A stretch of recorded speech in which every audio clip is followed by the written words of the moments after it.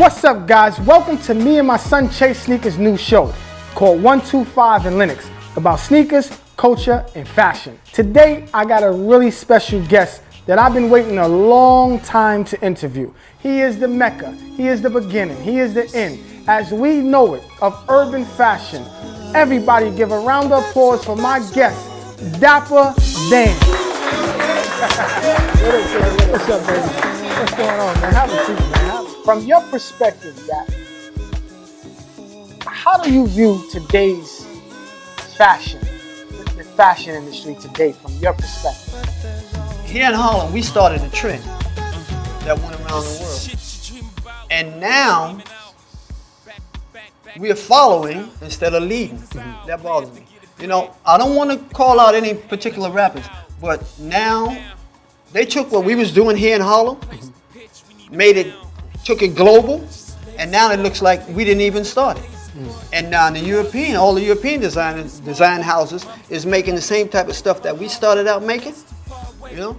And then we got reputable rappers, big name rappers wearing that and taking away from what we started here. This is the problem. They wouldn't let us into the game, Troy. You know what I'm saying? So we had to create a game for ourselves. We wanted to wear exclusive stuff, high-end stuff. So we went and, I went and did our own thing. But then when they came out, like when we got a chance to do our thing, we didn't keep that up. We went into a t-shirt game, a jean game, man. We didn't. And then now, when you look at what the hip-hop artists and rap artists is wearing with the Louis, the Gucci, and all the big names now, they wearing high-end stuff. But when we had the opportunity, all the black fashion houses that came out, when we had the opportunity to step up and step into this game, we didn't make what we started with. We let the game collapse. I got to give credit to Puffy. Puffy tried to keep it up there. He did the minks, the leathers. He tried to do the high end. Right. But how are we gonna let the game go and then wonder why nobody's wearing it and why these black fashion houses crash? And you can kind of see that because you don't see the Sean John, the Rockaware, the Fubu. It was not just one brand. It was probably 20 brands, and you don't see that no more. And nor do you even see kids even trying to do that. Like a kid would go to H&M and shop in an H&M store and buy a no-name brand and just rock that. And it's like a killer to fashion. When you see rappers that have a clothesline and are not wearing their own clothesline, is wearing European line, and then their whole staff is wearing it, come on, man. Yeah. Yeah. That's crazy. It was they even getting high off their own supply.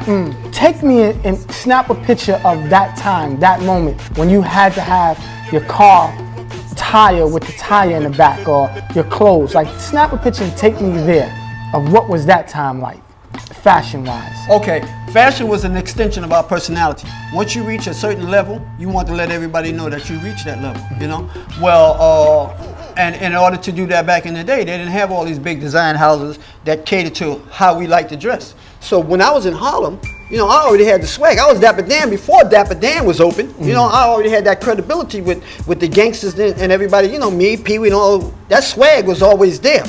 I just decided that I didn't want to be in the street no more. I'm going to open up a store, and they knew what I was doing. As far as this clothes game is concerned, I was fly before I opened that up. Did you introduce this look, or is it a young kid walked in your shop one day and said, I want this? Like, did the customer come to you and tell you what to start making, or you had a vision and say, I'm gonna start making this for the young boys to spread my brand? Like, how did that go? In Harlem, the movers and shakers were the drug dealers. Those were the most powerful elements, right? They determined what style is. Like, and because initially the rappers wanted to be like the gangsters. So it was the gangsters that generated style. Now the young guys who came in, they got that influence from the older gangsters that used to come. Like Alberto Martinez, Alpo, when he used to come in, he used to see what all the major gangsters was wearing before them, and I would fill him in on that there, And then I would develop something within that look for him. Now listen, here's another thing. Each generation, like the generation that you might be familiar with, they know about the Alpo era. But every era in Harlem had a boy wonder. A boy wonder is somebody who's fly in Harlem, that be the leader of the pack. Now I remember when I made my first 11 outfits for Alpo, it was like people come back and say, yo, Dad, who's this kid, man? I keep seeing in the clubs wearing your stuff, you know?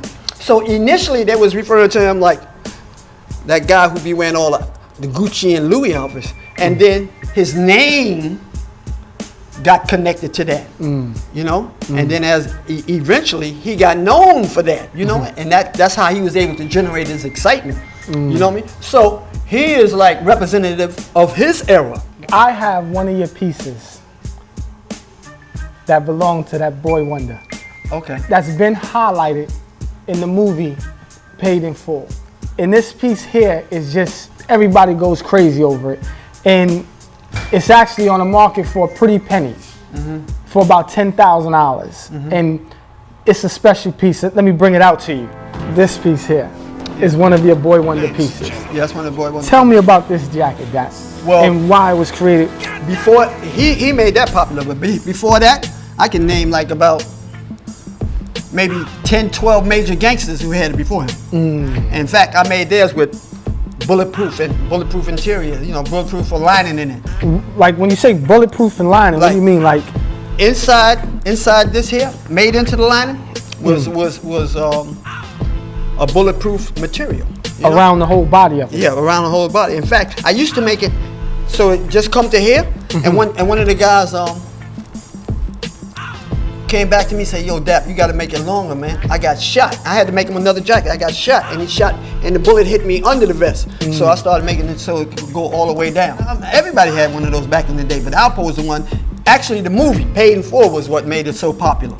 Do you think that Kanye West, being that he's generating a lot of buzz from Europe, is leading that pack of hurting the fashion industry? Kanye is a genius. I think the biggest misconception about this whole fashion thing is like, when you look at all the fashion houses that's built around a rapper, they collapse. And it has nothing, you know, it's hot as long as the rapper's hot. And it has nothing, and it's not so much that it has to do with the rapper, it's the fact that you gotta create goods that we like. The bottom line is the product. It's the product. You know what I mean? The product. It got to be fly, it got to be expensive. You got to be able to, yo, I want that. You just heard it from the legend himself. This is not a game. Thank you so much for tuning into the show with my main man, Dapper Dan.